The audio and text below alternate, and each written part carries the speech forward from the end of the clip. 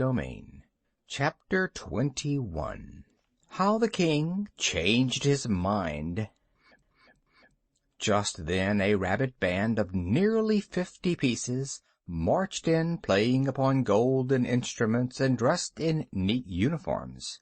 Following the band came the nobility of Bunnyberry, all richly dressed and hopping along on their rear legs. Both the ladies and the gentlemen wore white gloves upon their paws, with their rings on the outside of the gloves, as this seemed to be the fashion here. Some of the lady rabbits carried lorgnettes, while many of the gentlemen rabbits wore monocles in their left eyes.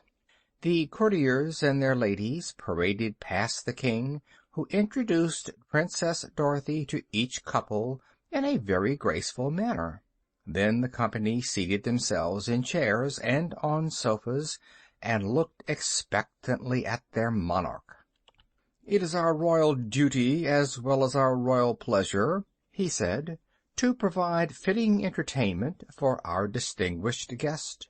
We will now present the Royal Band of Whiskered Friskers." As he spoke, the musicians, who had arranged themselves in a corner, struck up a dance melody, while into the room pranced the Whiskered Friskers. They were 8 pretty rabbits, dressed only in gauzy purple skirts, fastened around their waists with diamond bands. Their whiskers were colored a rich purple, but otherwise they were pure white. After bowing before the king and Dorothy, the Friskers began their pranks, and these were so comical that Dorothy laughed with real enjoyment. They not only danced together, whirling and gyrating around the room, but they leaped over one another, stood upon their heads, and hopped and skipped here and there so nimbly that it was hard work to keep track of them. Finally, they all made double somersaults and turned handsprings out of the room. The nobility enthusiastically applauded, and Dorothy applauded with them. "They're fine," she said to the king. "Yes, the Whiskered Friskers are really very clever," he replied. "I shall hate to part with them when I go away, for they have often amused me when I was very miserable. I wonder if you could ask Glinda—" "No, it wouldn't do at all," declared Dorothy positively. "There wouldn't be room in the hole in the ground for so many rabbits, 'specially when you get the lily chair and your clothes there. Don't think of such a thing, your Majesty." The king sighed. Then he stood up and announced to the company, "We will now hold a military drill by my picked bodyguard of royal pikemen." Now the band played a march, and a company of white rabbit soldiers came in. They wore green and gold uniforms and marched very stiffly, but in perfect time. Their spears, or pikes, had slender shafts of polished silver with golden heads, and during the drill they handled these weapons with wonderful dexterity. "I should think you'd feel pretty safe with such a fine bodyguard," declared Dorothy. "I do," said the king. "They protect me from every harm. I suppose Glinda wouldn't—" "No," interrupted the girl, "I'm sure she wouldn't. It's the king's own bodyguard, and when you are no longer king, you can't have 'em." The king did not reply, but he looked rather sorrowful for a time. When the soldiers had marched out, he said to the company, "The royal jugglers will now appear." Dorothy had seen many jugglers in her lifetime, but never any so interesting as these. There were 6 of them, dressed in black satin, embroidered with queer symbols in silver, a costume which contrasted strongly with their snow-white fur. First they pushed in a big red ball, and 3 of the rabbit jugglers stood upon its top and made it roll. Then 2 of them caught up a third and tossed him into the air, all vanishing until only the 2 were left. Then one of these tossed the other upward, and remained alone of all his fellows. The last juggler now touched the red ball, which fell apart, being hollow, and the 5 rabbits who had disappeared in the air scrambled out of the hollow ball. Next they all clung together and rolled swiftly upon the floor. When they came to a stop, only one fat rabbit juggler was seen, the others seeming to be inside him. This one leaped lightly into the air, and when he came down he exploded and separated into the original 6. Then 4 of them rolled themselves into round balls, and the other 2 tossed them around and played ball with them. These were but a few of the tricks the rabbit jugglers performed, and they were so skillful that all the nobility and even the king applauded as loudly as did Dorothy. "I suppose there are no rabbit jugglers in all the world to compare with these," remarked the king.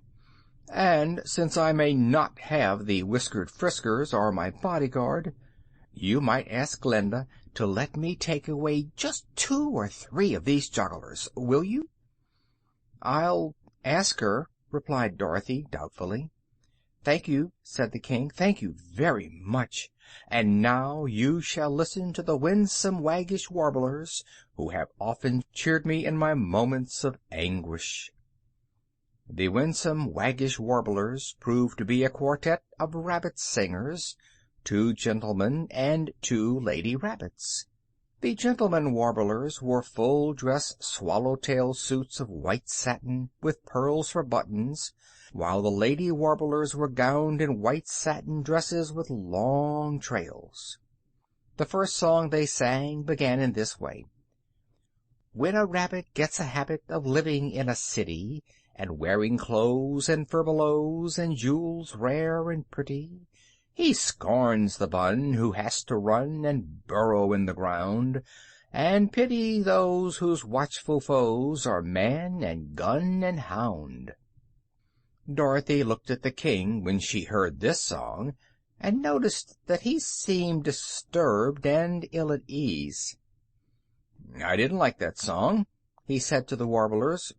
"Give us something jolly and rollicking." So they sang to a joyous tinkling melody as follows: "Bunnies gay delight to play in their fairy town secure. Every frisker flirts his whisker at a pink-eyed girl demure. Every maid, in silk arrayed, at her partner shyly glances.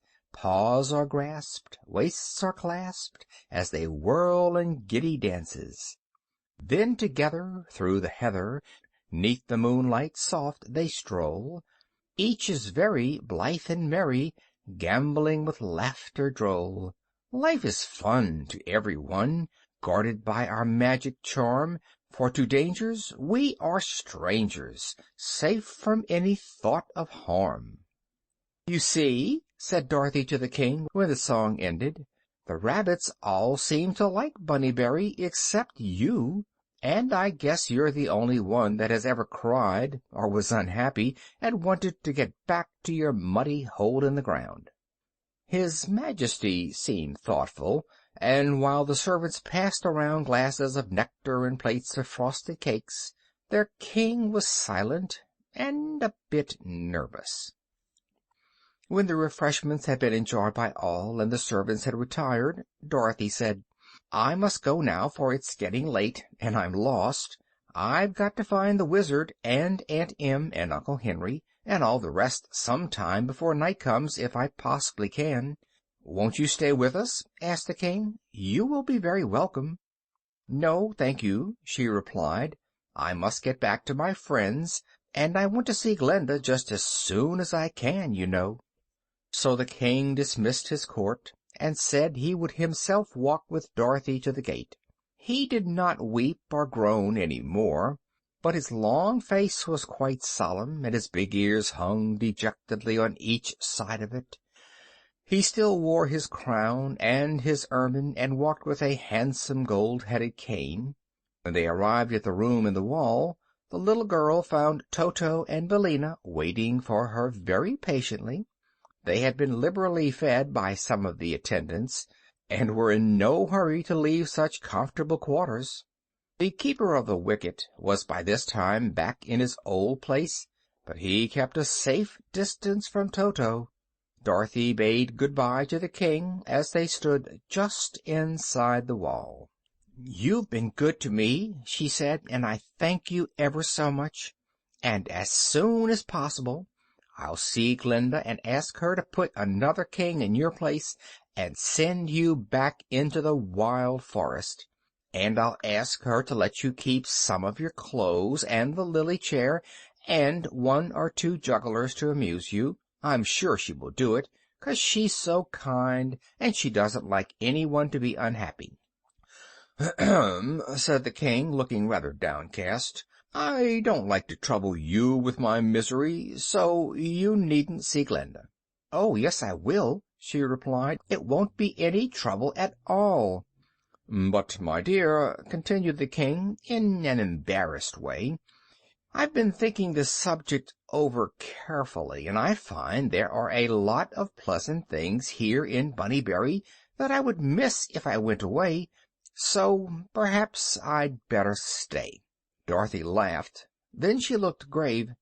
"It won't do for you to be a king and a cry-baby at the same time," she said.